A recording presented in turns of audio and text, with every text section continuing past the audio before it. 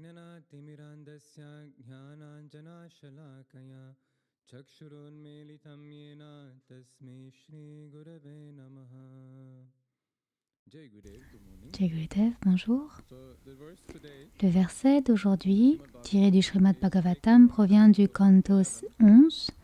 and Canto 11, Et ce canto 11 comporte un chapitre 26. no, Canto 11 is Canto basically, 11 contient essentiellement de nombreux enseignements différents. and Et chapter le 26 chapitre 26 de ce canto 11 another est the so-called Gitas. un autre des Gita, des chansons, qui s'appelle le Aila Gita. Aila Gita Basically telling the story raconte les histoires Leela. du descendant d'Aila. That's what it literally means. C'est ce que cela veut dire littéralement, le descendant d'Aila.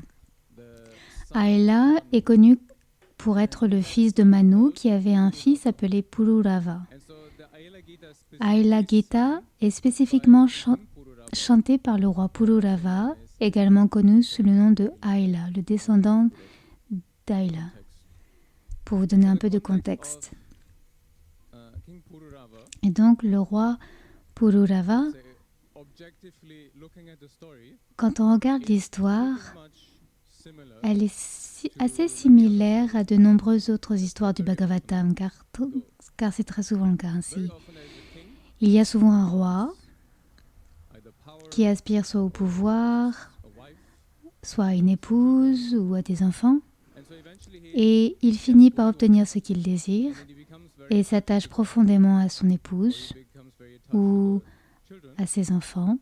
and then through Puis, something à la suite d'un événement, d'une épreuve he has to go qu'il doit through traverser, change, il change, et donc soit il meurt et il se réincarne, he has to great fortune soit il a la grande chance de rencontrer un grand saint from sadhana, qui lui transmet des enseignements et lui donne une sadhana à pratiquer. Il parvient au détachement et est libéré du monde. C'est souvent ainsi que se déroulent les histoires du Bhagavatam. Et ici, c'est un peu pareil avec le roi Pururava. Il tombe amoureux, je crois que c'est une apsara, appelée Urvashi, et il tombe profondément amoureux d'elle. she looks very very beautiful, Elle est très belle, etc., etc. three Mais elle pose 3 conditions she puts to stay with pour him. pouvoir rester avec lui, sinon elle le quittera. First condition, La première condition, she has to parce qu'elle a 2 agneaux, 2 moutons, them very much, et elle les aime énormément, et donc elle dit qu'il doit les protéger à tout prix. first condition. C'est la première condition, sinon elle partira. Second condition, Deuxième condition, he should not or he cannot be seen il ne peut pas être vu, il ne peut jamais être vu nu, there, à moins qu'il good time. ne passe un bon moment, He cannot be seen. mais sinon il ne peut pas être vu nu. Is that she only Et la troisième condition, c'est qu'elle ne mange que du ghee, du beurre clarifié. don't ask why. Ne me demandez pas pourquoi, ça n'a pas l'air très appétissant de ne manger que du ghee. And so as the story goes, Et comme le raconte l'histoire, donc, you know, as time passes, au fil the du temps, les Gandharvas, they because no, she does not belong elle n'appartient pas à ce royaume. belongs to their realm. Elle, And so they decide that they ils décident alors qu'ils doivent intervenir pour la ramener dans ce royaume-ci. Et dans ce qu'ils décident, une nuit, ils décident d'aller voler les 2 agneaux. sheep or ram, no? And so they steal the sheep Et donc, ils volent le mouton. in his panic and Et fear pris dans la panique et craignant de perdre le mouton qui lui ferait perdre sa femme, without thinking sans penser, sans réfléchir, il se lance après le voleur du mouton, mais il est tout nu. Et donc les Gandharvas, dans cette poursuite, they create a flash of lightning. ils That flash of font créer un éclair, en fait, et ainsi Urvashi, qui court après son mari, le voit nu. the two conditions Et donc les 2 conditions sont broken. rompues. No, he lost the sheep. Non seulement il a perdu le mouton, et il a été vu And tout so nu. she leaves. Et donc elle s'en va. That's basically the story. C'est en gros It's a l'histoire. fascinating story, very- Une histoire fascinante et très inspirante. And so when I was reading Et the- quand je lisais, the point is not le actually but the en fait, story, ce n'est the pas point vraiment is l'histoire en soi, mais c'est ce qui se passe après. And so as he has lost his Il a wife, perdu sa Urmila, femme, elle l'a quitté, goes through this et il traverse cette période intense de souffrance et de tristesse très profonde. Et ce moment, c'est en gros l'Aila Gita. Gita veut dire le chant, mais c'est également les réflexions d'Aila. Et en quelque sorte, on pourrait dire que vous vous asseyez pour écrire votre journal intime. C'est un petit peu l'Aila Gita ici, le journal intime d'un homme qui a perdu une femme à laquelle il était profondément attaché. La première partie traite essentiellement de la stupidité dont on peut faire preuve en s'attachant à une femme. Ensuite, c'est la perte sur laquelle je souhaite m'attarder, car je pense que ce n'est pas nécessairement toujours la faute de la femme. Donc, après ses premières réflexions sur la question de savoir qui est à blâmer, il dit en fait, il y a ici le verset qui suit celui d'avant, non, pardon, après celui que j'ai choisi. Il dit: comment puis-je lui reprocher mes malheurs alors que je suis moi-même ignorant de ma véritable nature spirituelle? Je n'ai pas maîtrisé mes sens et je suis donc comme une personne qui prend par erreur une corde inoffensive pour un serpent. Comment est-ce sa faute? Si je suis si inconscient de ma vraie nature, si je n'ai même pas essayé de maîtriser mes sens. Car la vérité, c'est que, je veux dire, à un niveau élémentaire, s'il ne s'était pas contenté de courir impulsivement après le mouton, mais en tout cas, s'il avait au moins enfilé quelques vêtements, il aurait probablement quand même réussi à récupérer le mouton et n'aurait pas été vu tout nu. Et il aurait peut-être encore donc sa femme. Il y a différents points que je souhaite aborder dans cette histoire. Et les versets que j'ai choisis, c'est les versets avant, verset 16, chapitre 26, versets 10 et 11.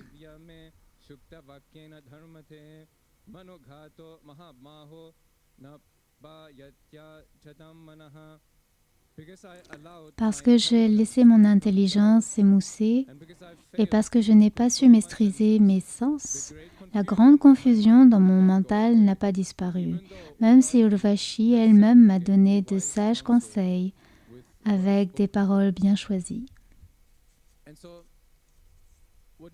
Ce qu'il dit ici, ce sur quoi il réfléchit, c'est que même si elle lui a donné des paroles sages, elle l'a en quelque sorte averti que cette relation n'allait pas durer. Aucune relation assortie de conditions ne peut durer, littéralement. Car, tôt ou tard, l'un des deux partenaires mourra. Et dans la relation qu'ils entretenaient, il y avait littéralement 3 conditions. Plus il y a de conditions, plus la relation risque de se briser.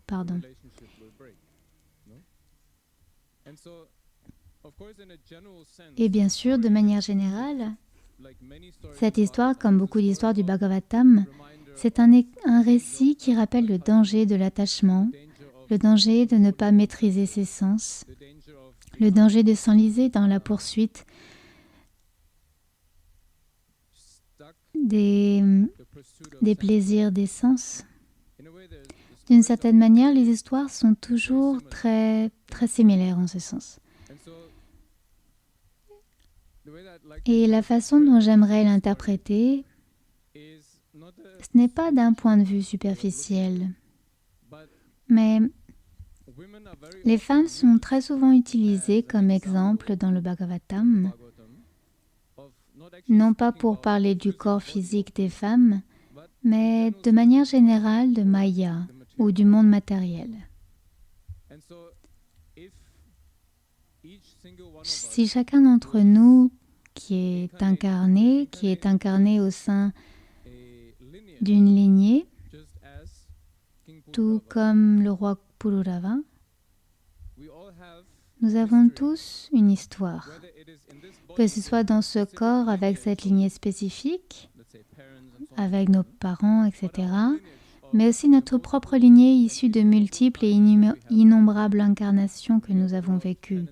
Nous avons apporté avec nous toutes ces tendances, samskara, karma, désirs, etc., avec nous dans cette vie.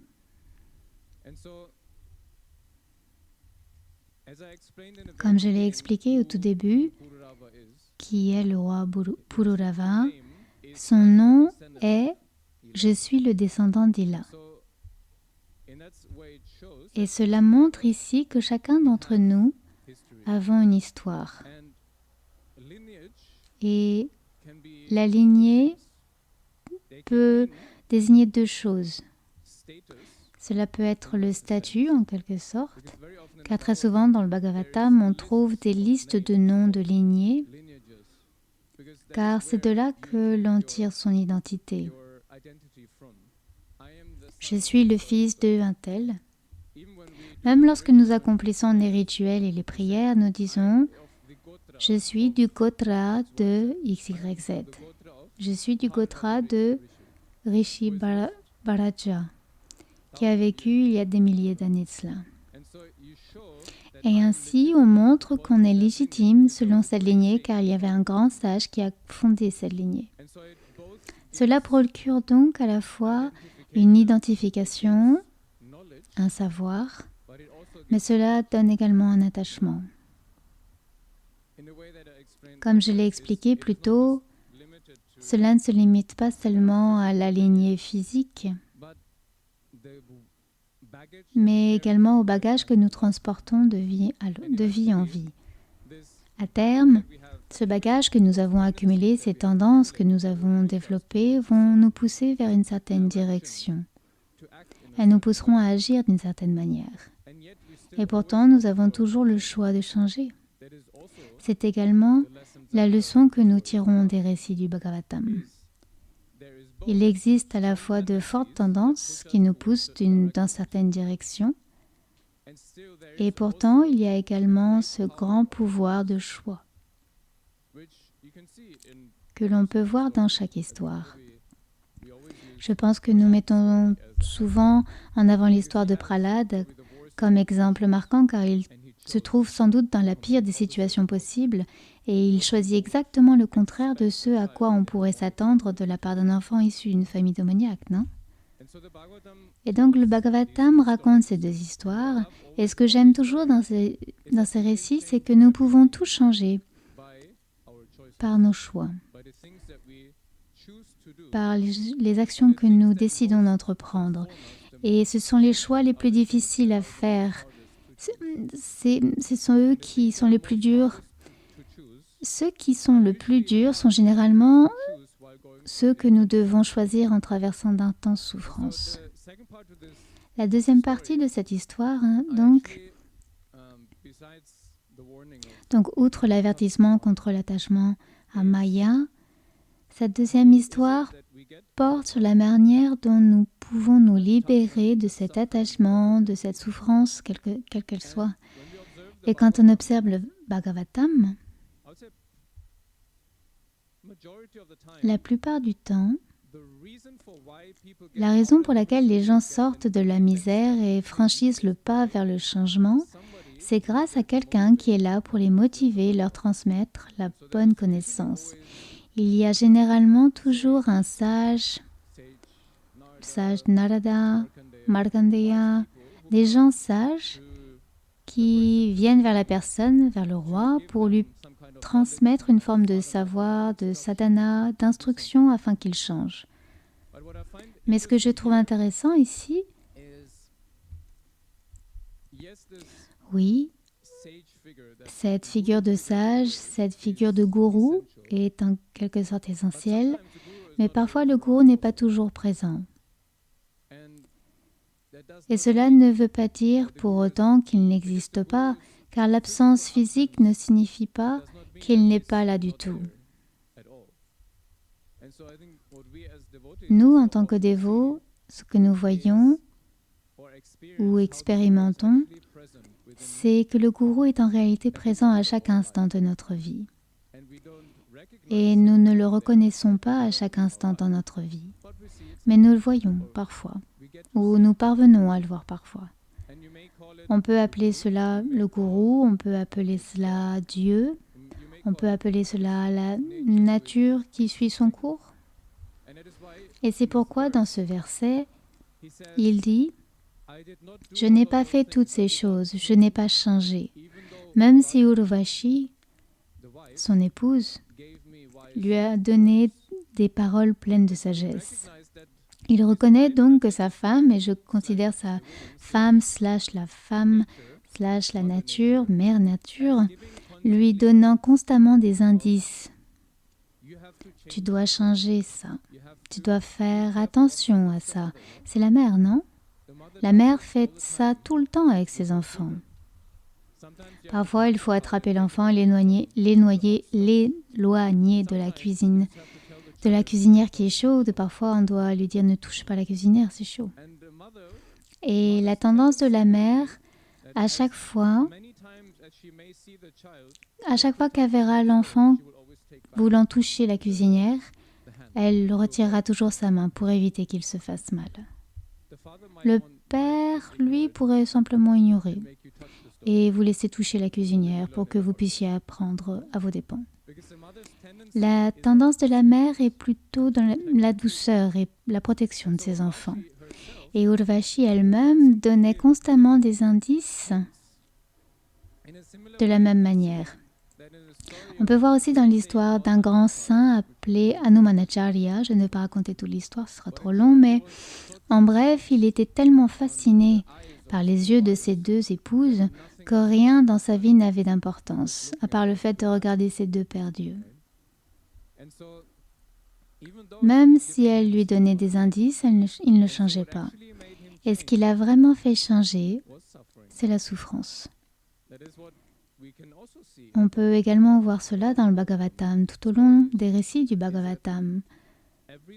Chaque fois qu'une personne change, c'est parce qu'elle est contrainte, car elle traverse une forme de souffrance. Personne ne change jamais parce qu'il mène une vie merveilleuse.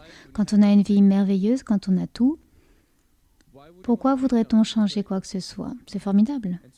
Et donc la souffrance, un mot parfois dramatique, car il y a beaucoup de degrés de souffrance, bien sûr, mais en quelque sorte, elle est nécessaire, indispensable pour que nous puissions changer. Et si nous ne tenons pas compte des indices qui nous sont donnés par le gourou, par Dieu, la nature, cette souffrance finira par survenir. Nous devons finir par toucher la cuisinière brûlante au final, au lieu que la mère retire notre main chaque fois. Car c'est aussi la seule manière de pouvoir véritablement apprendre et de vouloir changer de notre propre motivation. Plutôt que quelqu'un qui nous dira « je dois changer, je devrais changer, je ne devrais probablement pas faire ceci ou cela ». Quand on fait l'expérience soi-même, on a envie de changer de soi-même. Et personne ne peut nous convaincre en ce sens, de faire de tout notre cœur quelque chose que nous ne voulons pas vraiment faire. Et c'est donc une excellente réflexion que nous pouvons mener régulièrement et que nous devrions faire de manière régulière. On peut voir dans l'histoire du roi Pururava,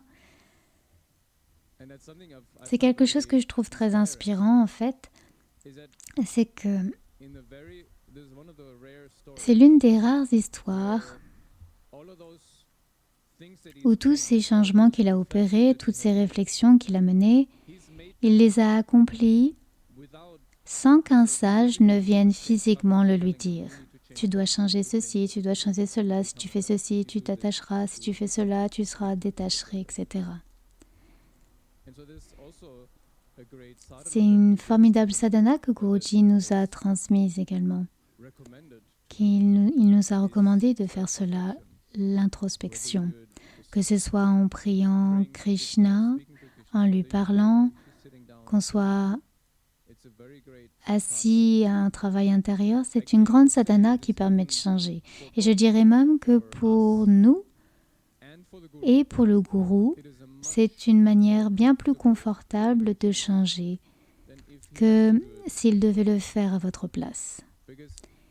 Car s'auto-analyser, s'analyser, c'est aussi un tremplin qui permet de se pousser soi-même à changer sans attendre que le gourou le fasse à votre place. Il ne le fera pas pour vous, mais en tout cas, il vous poussera à le faire. Et donc, c'est une grande source d'inspiration, une grande sadhana. Et le roi Pururava inspire ici tout le monde à le faire avec le Aila Gita. Et il montre à quel point il est important de réfléchir après avoir vécu certaines expériences dans la vie. Après avoir traversé la douleur et la souffrance, réfléchir et en tirer des leçons. Et puis changer réellement. Ce sont toutes des étapes différentes.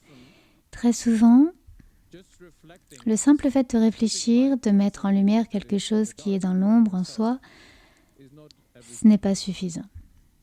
C'est un grand pas, mais ensuite, il faut réellement se mettre au travail pour changer les choses que l'on voit et qu'il faut changer. Et un petit jeu de mots pour finir. J'ai beaucoup aimé cela quand je l'ai lu. Très souvent, quand on vise quelque chose, on a un objectif et on oriente les actions, les choix qu'on fait au cours de notre vie en fonction de l'objectif que nous voulons atteindre. La première chose importante est donc d'avoir un objectif. Mais il arrive très souvent que nous nous laissions distraire de cet objectif. La distraction est un phénomène très courant qui nous éloigne de notre but. Mais pour pouvoir dire « je me suis laissé distraire », a le mérite de montrer qu'on avait déjà un but. Car si on n'a pas de but, on ne peut pas être distrait. Quel est donc le contraire de la distraction? C'est la traction. L'opposé de distraction, c'est traction. Traction veut dire aller de l'avant. Et lorsque vous avez la traction, vous avancez vers l'objectif que vous vous êtes fixé.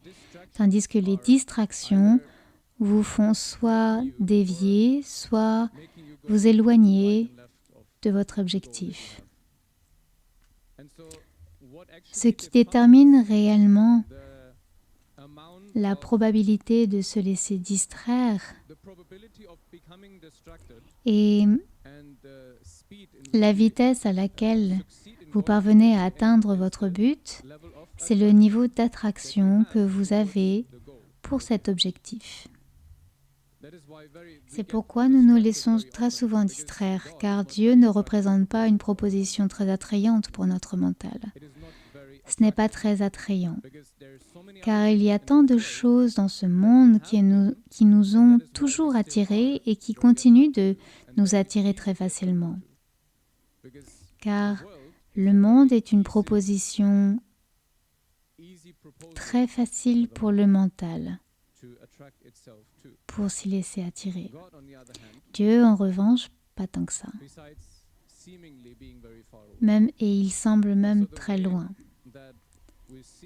Et la manière dont nous voyons les choses est la suivante. Pour minimiser la distraction, il faut maximiser l'attirance que nous éprouvons pour Dieu afin d'obtenir le maximum d'attraction vers lui.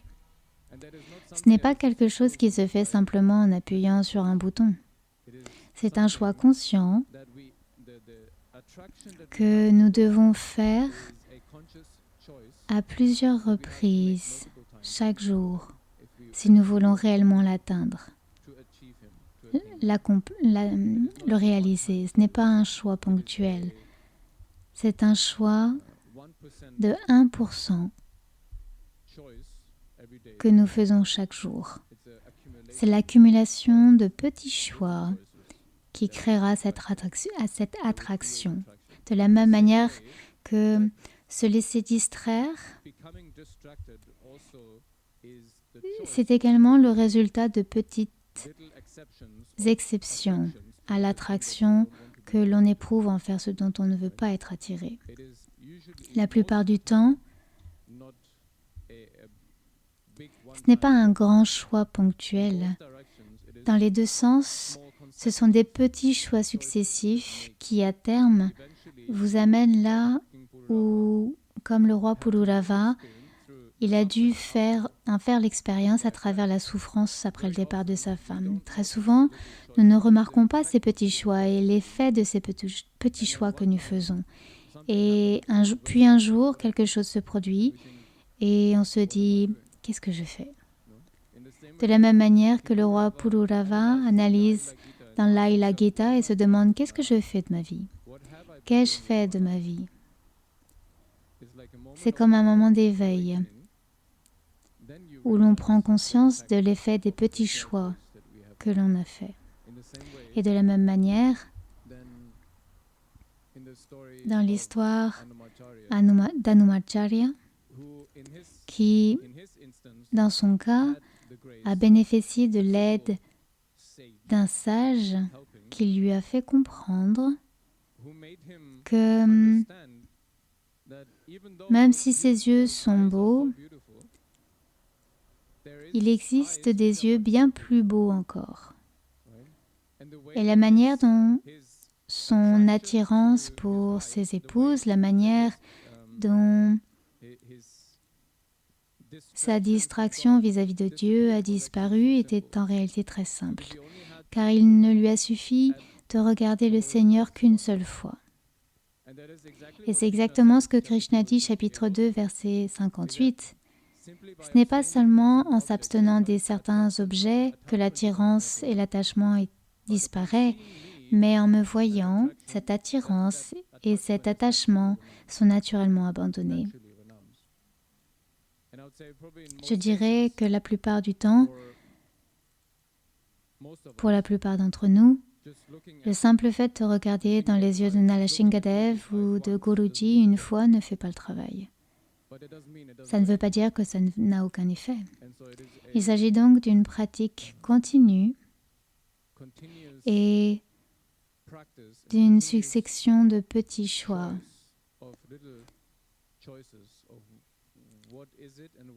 À quoi et où voulons-nous attacher notre mental? Et vers quoi voulons-nous attirer notre mental? Car inévitablement, ce à quoi vous consacrez le plus de temps à penser ou vous donnez le plus d'efforts, inévitablement, automatiquement, sera ce qui vous attirera le plus. C'est assez simple. L'accumulation d'efforts et de temps équivaut l'attirance. Jai Gurudev.